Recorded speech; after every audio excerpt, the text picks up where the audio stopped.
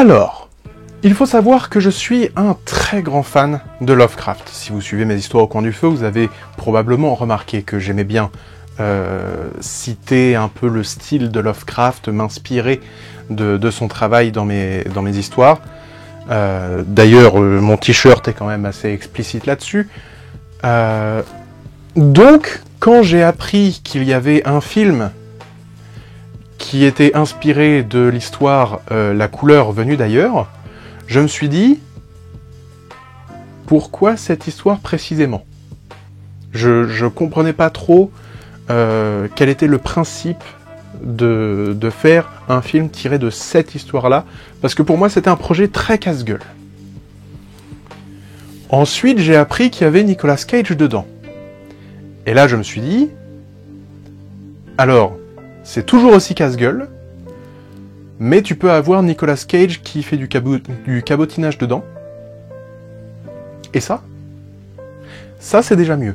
Du coup, La couleur hors de l'espace. Déjà, première remarque, c'est moche comme nom. C'est moche. Je sais que c'est la traduction littérale du titre d'origine de la nouvelle, mais, en français, c'est moche. Je trouve que la traduction de la nouvelle, La couleur venue d'ailleurs, alors certes, c'est un peu cliché, mais ça sonne beaucoup mieux à l'oreille. C'est un peu moins... parce que La couleur hors de l'espace, c'est dégueulasse. C'est dégueulasse. Désolé. C'est donc un film de 2019 inspiré de la nouvelle de 1927. Un film réalisé par Richard Stanley, avec dans le rôle du père, évidemment, Nicolas Cage. Dans le rôle de la mère, nous avons Joely Richardson, que l'on connaît pour Event Horizon, ou aussi pour son rôle dans The Sandman, sur Netflix, qui est une série que je vous conseille, que j'aurais peut-être même pu en parler ici, mais là j'avoue que c'est un peu tard pour en parler, mais vraiment une très bonne série que je vous conseille vraiment. Elle était aussi dans Millennium. Voilà. Pour le rôle de la fille, nous avons Madeleine Arthur, qui était dans Big Eyes. J'ai pas vu le film. Mais elle était dans Supernatural, et ça veut dire que c'est forcément une très bonne personne. Voilà. Brendan Meyer joue le fils aîné, il a joué dans iZombie, qui est une série qui est franchement sympa. Vraiment sympa. Et dans le rôle du petit de la fratrie, nous avons Julian Hilliard, qui doit coûter cher en psy, parce que le gamin, il a tourné dans The Haunting of Hill House, dans ce film-là. Il a joué aussi dans le Doctor Strange et le multivers de la folie, dans Penny Dreadful City of Angels. Alors, petite parenthèse sur Penny Dreadful City of Angels, je ne sais pas, je n'ai pas vu la série, j'ai vu que la bande-annonce. Sauf que, très franchement, Penny Dreadful, moi je le vois tellement avec... Regardez Penny Dreadful, déjà. C'est magnifique, c'est incroyable, c'est une excellente série. Mais en plus de ça, c'est une série où vraiment, quand il fait jour, il fait nuit. C'est vraiment Londres gothique à l'extrême, c'est vraiment le... Et là, qu'est-ce que t'as trouvé de mieux pour aller aux États-Unis et faire ta version de Penny Dreadful? Los Angeles. C'est-à-dire, je veux dire que Los Angeles, c'est lumineux, c'est très lumineux. La bande-annonce, ça m'a explosé les yeux. Hein. Je me suis dit, mais t'appelles pas Penny Dreadful si tu fais un truc où t'as autant de lumière. Vraiment, fallait aller en Nouvelle-Orléans pour garder l'ambiance bizarre que dégage Penny Dreadful. Après, la série est peut-être très bien, et si je la regarde, je vais peut-être l'adorer. Hein. Mais, je comprends pas du tout ce choix. Enfin bref, parenthèse refermée. Et du coup, le gamin a aussi joué dans le dernier Conjuring. Donc, je pense qu'il coûte cher en psy. Bon, maintenant que le casting est présenté, nous allons parler du synopsis du film.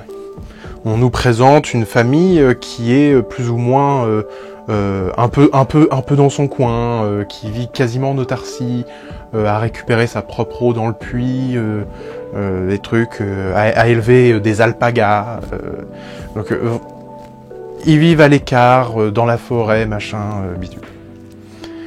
On nous présente une situation où il y a quelques petites tensions dans la famille, mais c'est une famille plutôt normale. Ils s'aiment quand même. Il n'y a pas de problème plus que ça. C'est voilà, il y a l'adolescente qui est rebelle.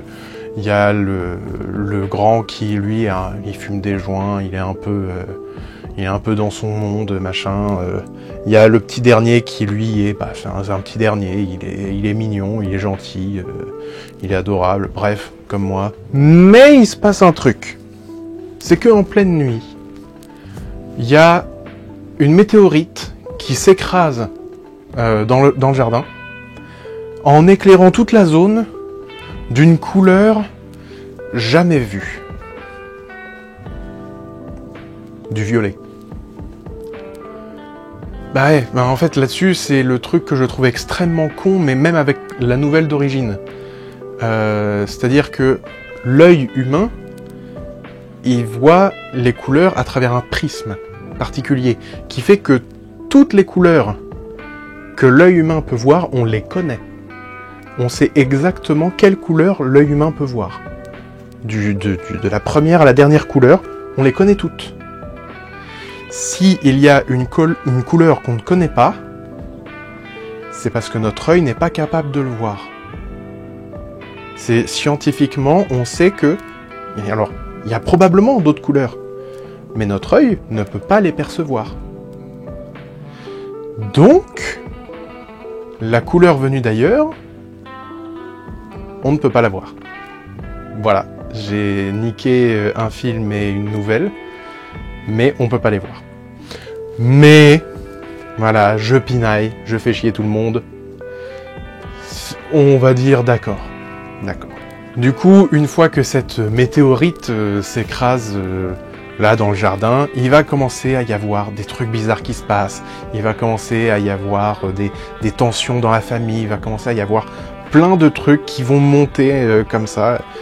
Et on va devoir savoir comment ils vont s'en sortir, ou s'ils vont s'en sortir de cette histoire de météorite et de couleurs inconnues. Alors, mon avis sur le film. Alors, comme vous voyez ma façon d'être, le fait que j'ai lu l'histoire d'origine, que je sois un puriste de Lovecraft, et vous vous doutez que... ça va. J'ai passé un bon moment. C'est sympa. C'est pas incroyable. Franchement, il y a plein de trucs qui sont moyens. Mais... déjà, je trouve que la réalisation nous offre des beaux plans. Il y a des belles idées, il y a de belles choses. J'aime bien la façon dont la couleur est traitée. Évidemment, c'est logique, un film sur la couleur doit être bien traitée. Parfois, les couleurs sont un peu flashy, mais justement, je trouve que ça nous apporte un peu un côté un peu irréel, un peu perdu, à se demander si juste tout le monde n'est pas devenu fou. Donc c'est assez sympa. En dehors de ça, les interprétations sont plutôt bonnes. Les acteurs c'est de bons acteurs et actrices. Donc voilà, on a quand même une scène de Nicolas Cage dans la voiture en train de péter un câble. Ça nous fait plaisir. C'est un petit bonbon comme ça, il nous l'a donné, il nous a fait prenez et kiffez. Et j'ai pris et j'ai kiffé. Non, franchement, c'est une bonne surprise parce que honnêtement, je m'attendais franchement à ce que ce soit de la merde. Donc, j'ai plutôt passé un bon moment. C'est un bon film. Franchement, c'est un bon film. Donc, si jamais vous savez pas quoi regarder, vous savez que la couleur hors de l'espace, vous pouvez regarder.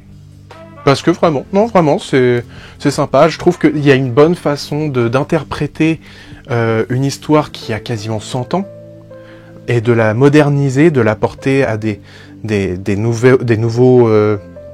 nouveaux problèmes dans cette histoire, apporter de nouvelles choses, insuffler un nouveau souffle pour que ça parle à des générations qui sont complètement différentes. Et du coup, le rendu vraiment est réussi. Comme je le dis dans toutes mes vidéos, ça va pas changer le monde, ça va pas changer votre façon de voir le cinéma. Mais c'est un film qui est sympa. On passe un bon moment devant. Voilà. J'espère que cette vidéo vous aura plu, que ça vous aura donné envie de regarder le film. Si vous avez vu le film, n'hésitez pas à me dire en commentaire ce que vous en avez pensé. Si vous ne l'avez pas vu, dites-moi si vous avez envie de le voir. N'hésitez pas à mettre un pouce bleu, à vous abonner, à mettre la cloche, à cliquer sur la cloche pour avoir toutes les notifications. N'hésitez pas à partager la vidéo. Et n'hésitez pas à regarder toutes mes autres vidéos, il y en a tellement, il y a tellement de vidéos. Vous allez passer des années devant ma chaîne YouTube, vous allez adorer. Et voilà, moi je vous dis à bientôt pour de nouvelles aventures. Salut!